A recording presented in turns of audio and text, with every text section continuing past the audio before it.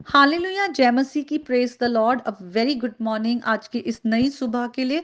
और खास करके जब सबत का दिन है, हम प्रभु को बहुत धन्यवाद दें। और आज के इस दिन को हम परमेश्वर की वचन की रोटी को अपने अंदर लेकर परमेश्वर की इच्छा पर चलने वाले बने। तो बहुत बार मैं सोचती हूँ कि जिस तरह से हम अपने शरीर की मैल को निकालने के लिए पानी का इस्तेमाल करते हैं, लेकिन सिर्फ पानी काफी नहीं, हम साबुन, सोप कुछ भी लेते हैं ऐसे, चाहे वो लिक्विड हो चाहे दूसरा बार वाला हो, और हम अच्छे से अपने आप के की सफाई करते हैं अपने शरीर की। तो उसी तरह हमारे आत्मा को कितनी जरूरत है कि खुदा का जो वचन है वो हमारे आत्मा को किस तरह से सैंक्टिफाई करता है।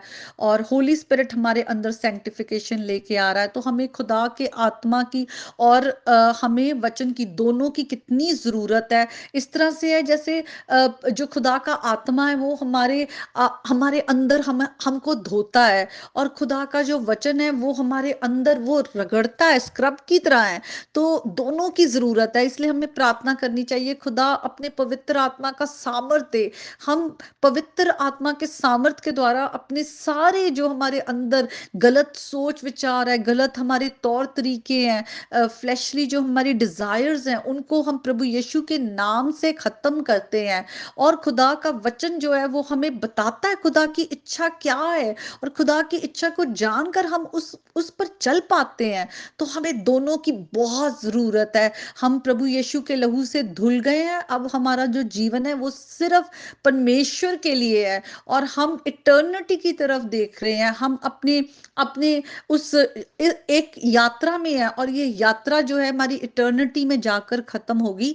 रास्ते में बहुत सारे उतार चढ़ाव और बहुत सारी चैलेंजेस है, टेम्पटेशंस है, लेकिन इस सब पर हमें ओवरकमर बनना है प्रभु यीशु के नाम से, उनके बहाए गए लहू के द्वारा, होली स्पिरिट के सामर्थ के द्वारा और वचन के द्वारा। प्रेयर, फास्टिंग, वर्शिपिंग सब कुछ जरूरी है। ये सारे हमारे टूल्स हैं जो हमें इस्तेमाल करने हैं।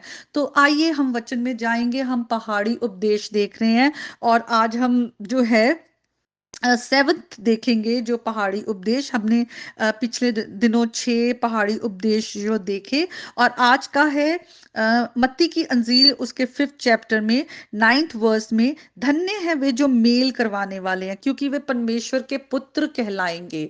तो हम जब देखते हैं कि मेल करवाने वाले, तो हम अगर अदन के बाग में जाए, जब आदम और हवा ने आज्ञा को तोड़ा, पाप किया, तो वो परमेश्वर से दूर हो गए, क्योंकि गुनाह के कारण उनकी जो होली गॉड है उनसे दूरी आ गई। और गुनाह से खुदा नफरत करते हैं, तो खुदा का क्रोध आता है, और क्रोध के कारण हम सिर्फ नाश होने के लिए, हमारी जो जिंदगी है उसके क्रोध के कारण। लेकिन परमेश्वर ने हम पर अपना अनुग्रह दिखाया है, दया दिखाई है, हमें नाश नहीं होने दिया, बल्कि प्रभु यीशु मसीह को भेजा, और वो खुदा के पुत्र हैं। तो जब यीशु मसीह इस संसार में आए, खुदा ने सारा जो हमें सजा मिलनी चाहिए, जो हमारे गुनाह का बोझ था, वो यीशु मसीह पर अपना सारा क्रोध निकाला, और यीशु मसीह ने जो धार्मिकता पूरी की वो धार्मिकता हमें दे दी। अगर हम रोमियो की पत्री में आए और उसके 5th चैप्टर में, तो वहां पर हम देखते हैं, लिखा है, सो जब हम विश्वास से धर्मी ठहरे, तो अपने प्रभु यीशु मसीह के द्वारा परमेश्वर के साथ मेल रखें। तो अब क्या हुआ है, पिता के पुत्र ने हमारा अपने साथ, और यीशु मसीह ने अपने पिता के साथ हमारा मेल मिलाप कराया है। तो धन्य है जो मेल मिलाप कराते हैं, वो परमेश्वर के पुत्र कहलाएंगे। तो यीशु मसीह खुदा के बिलवड सन है ना, बहुत ही प्रिय पुत्र है खुदा के। तो आज जब हम यीशु मसीह के द्वारा पिता के साथ हमारा मेल मिलाप हो गया है, और आज हम भी खुदा की संतान है, उनके बच्चे हैं। तो हमारा भी क्या काम है कि हम अब जब दूसरे जो लोग खुदा से दूर है, अंधकार में है, और पाप के कारण नाश की ओर जा रहे हैं, हम भी उनका खुदा के साथ मेल मिलाप कराएं। हम परमेश्वर के राजदूत हैं। यीशु मसीह ने जाने से पहले अपने चेलों को आज्ञा दी कि सारी जगह जाओ, सारे संसार में जाकर जो गुड न्यूज़ है, गॉस्पल, सुसमाचार उद्धार का, वो सबको सुनाओ, और उनको पिता, पुत्र और पवित्र आत्मा के नाम से बपतिस्मा दो और सारी आज्ञाएं सिखाओ, है ना? और यीशु मसीह ने कहा मैं संसार के अंत तक तुम्हारे साथ हूँ। तो जो हमारे बड़े भाई हैं या यीशु मसीह के बारे में मैं कह रही हूँ, यीशु मसीह हमारे बड़े भाई हैं क्योंकि वो परमेश्वर के इकलौते बेटे और उनके बिलवड सन है। और हम यीशु मसीह के द्वारा अब हम खुदा की संतान है।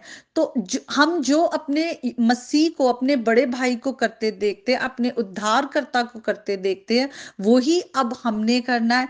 तभी हम धन्य हैं और तभी हम परमेश्वर की संतान कहलाते हैं। हम रोमियो की पत्री में अगर हम 8 चैप्टर में आए, वहां पर लिखा हुआ है, हम देखते हैं लिखा हुआ है कि जितने लोग परमेश्वर के आत्मा के चलाए चलते हैं वे ही परमेश्वर के पुत्र हैं। और अगर हम आगे आए, वहां लिखा है आत्मा आप ही हमारी आत्मा के साथ गवाही देता है कि हम परमेश्वर की संतान हैं।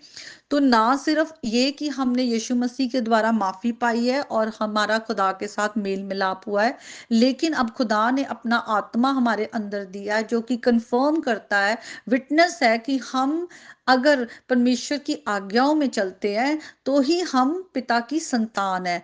तो हमें प्रभु की आज्ञा पर चलना है। काफी नहीं है कि हम सिर्फ क्रिश्चियन हैं या हम और कुछ नहीं कर रहे, यीशु ने हमारे लिए जान दे दी है, चलो ठीक है, हम अपनी जिंदगी अपने तरीके से निकालते रहें। कोई बाइबल पढ़ना नहीं है, कोई प्रेयर करना नहीं है, हम अपने गुनाहों में पड़े हुए हैं। ठीक है, अगर हमसे कोई गुनाह हुआ है, यीशु मसीह तो माफ करते हैं, हम माफी मांग लेंगे, ऐसा नहीं करना। परमेश्वर हमारे दिलों को जांचता है, वो जानता है कब हम प्रभु के उसके बेटे के हम लहू को अपने पैरों तले रौंद रहे हैं। और फिर खुदा का जब गुस्सा अचानक से आएगा तो वो फिर हम नाश की ओर ही जाएंगे।